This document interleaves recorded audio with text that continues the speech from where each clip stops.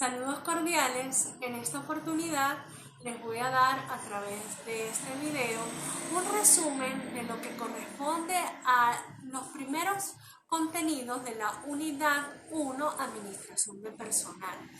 Les sugiero que lean la guía didáctica, que descarguen las diapositivas que están allí y conjuntamente con este video podrán complementar aunado con el material que les dejé para lectura. Esto es de suma importancia porque si nosotros queremos conocer lo que es la administración del personal, debemos irnos atrás. Primero que existió lo que es la administración, pero siento que es necesario dar un concepto de lo que es la administración.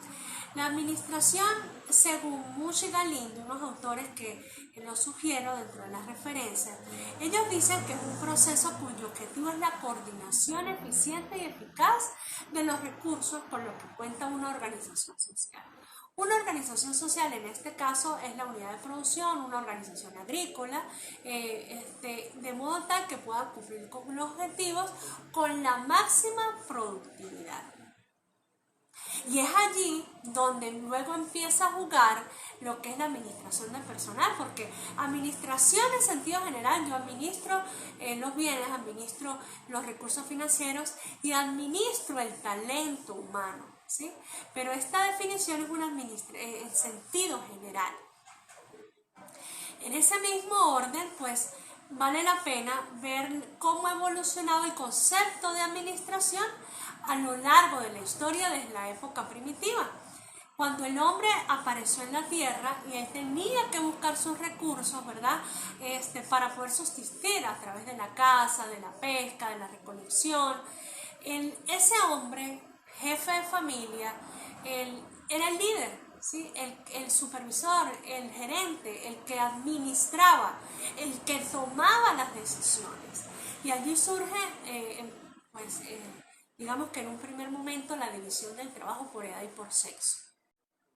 Ya luego, en un periodo agrícola, ya esa caza, la pesca, la recolección pasó a un segundo plano y el primer plano lo ocupó la agricultura, ¿sí?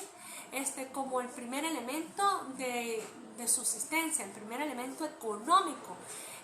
Ya el hombre, digamos que era sedentario, ¿sí? Sedentario, y empezaron a formarse las primeras civilizaciones, organizaciones de Estado, y unos ejemplos en las primeras civilizaciones fueron o reflejos de estos estados fueron Mesopotamia y Egipto.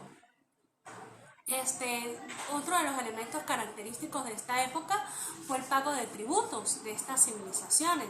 Surge en el año 1700 a.C., fíjense donde nos estamos ubicando, el Código de Hammurabi. Este código pues reflejó cómo se manejaba económicamente la Babilonia, ¿sí? El comercio en Babilonia. Se llevaba la contabilidad de los templos en esa época. Llegamos a la antigüedad greco-latina y aquí surge el esclavismo, ¿sí? El castigo, sin duda, era el medio que se tenía de reprimir, de disciplinar al otro en el proceso de supervisión. Y esa forma dura, ¿sí?, de castigo físico generó un descontento, una desmotivación en el personal, en los esclavos, y se dice que esta fue una de las causas para la caída del Imperio Romano. Llegamos a la época feudal y el que lo encabeza es el señor feudal, y él es, digamos que él es el que supervisa, el que controla la producción de los siervos. Las relaciones que surgieron en esta época eran de servidumbre, y cuando se acabó ese periodo surgen los talleres artesanales, y conjuntamente con ellos se originó un sistema nuevo de oficios con una jerarquía o estructura de nuevas autoridades.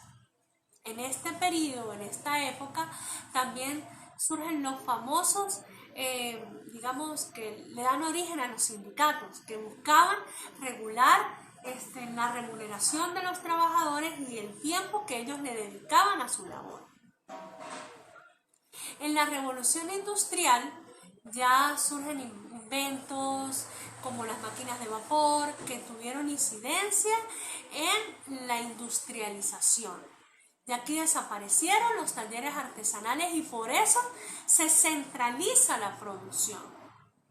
En esta época el empresario era el dueño de los medios de producción y el trabajador pues ejercía su labor con condiciones muy precarias, condiciones inclusive inhumanas para laborar. Aquí se carecen de bases científicas, aquí todavía no hay estudios. Ya cuando llega el siglo XX aparece Frederick Taylor, que es el padre de la administración científica y otros lo consideran como el padre de la ingeniería. Y a partir de allí empezaron estudios de las relaciones humanas, del comportamiento, y una serie de elementos que empezaron a tomar en cuenta al hombre, ¿sí? Ya no era el hombre mecanicista, porque que yo trabajo para recibir una remuneración, que sucedía con la revolución industrial.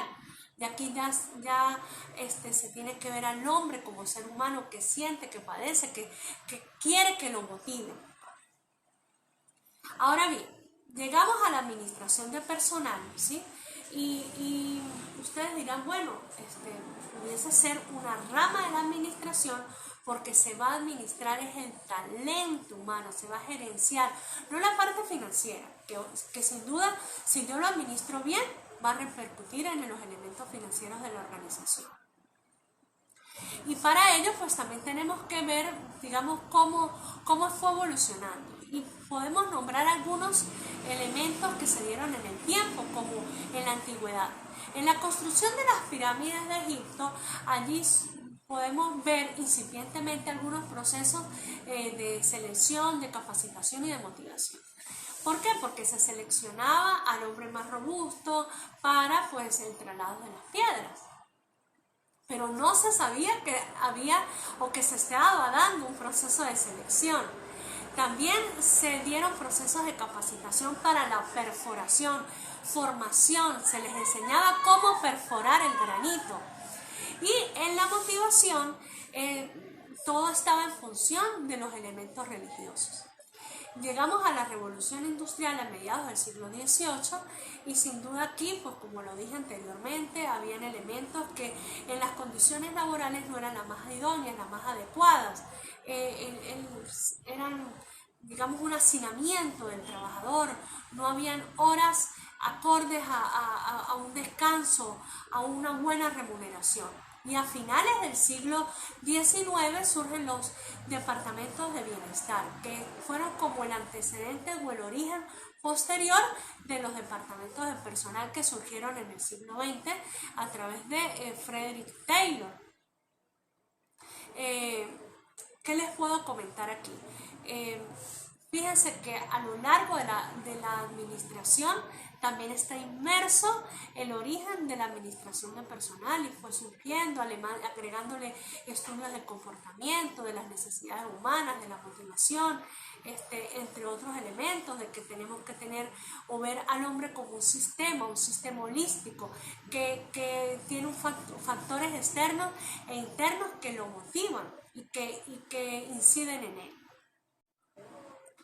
En las diapositivas ustedes también van a ver lo que se refiere al proceso administrativo y lo han escuchado, ya sea en pregrado. ¿Cuáles son las fases del proceso administrativo?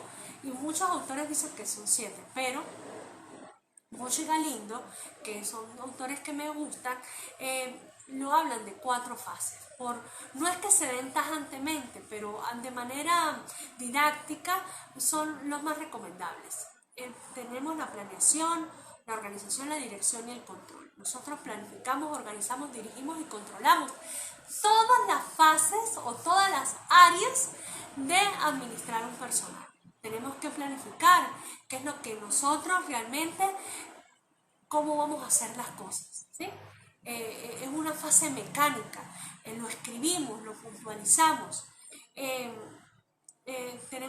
queremos saber qué queremos hacer. La planeación y la organización son fases mecánicas. Si pasan a la siguiente lámina, hay una serie de preguntas. La planeación, ¿qué queremos hacer? Porque planear nos indica que nos vamos hacia el futuro, ¿sí? ¿Qué queremos hacer en el futuro? ¿Cuál es la visión que la organización tiene? ¿Qué se va a hacer? ¿Cuáles son las estrategias? ¿Cuáles son los cursos de acción? La organización es cómo se va a hacer. Indicamos los responsables, organizamos en los manuales, en las normas y procedimientos. La dirección es, digamos, ver que se haga. Es el líder, el supervisor, el que a través de los procesos de comunicación, de motivación, de trabajo en equipo, va a poder coordinar. Y el control, pues, es cómo se ha realizado. Llevar un seguimiento de lo que lo planificó, lo organizó y la dirección se haya llevado a cabo de la mejor manera. La planificación, que es la primera fase, digamos que tiene su estructura. Se planifica estratégicamente, tácticamente y operativamente. Estratégicamente porque se da en la alta gerencia, si lo vemos como en la pirámide organizacional, la alta gerencia, los gerentes, los estrategas, ¿sí? La alta directiva, la junta directiva, la planificación táctica, la gerencia media y la operativa en los niveles bajos de la organización. En todos los niveles se planifica y la diferencia está en los periodos, en los tiempos y en quienes los hacen. Bueno, para esta temática se diseñaron una serie de actividades que les recomiendo que vayan a la guía virtual y lo revisen. Y recuerden, cualquier duda, inquietud, estoy para servirles.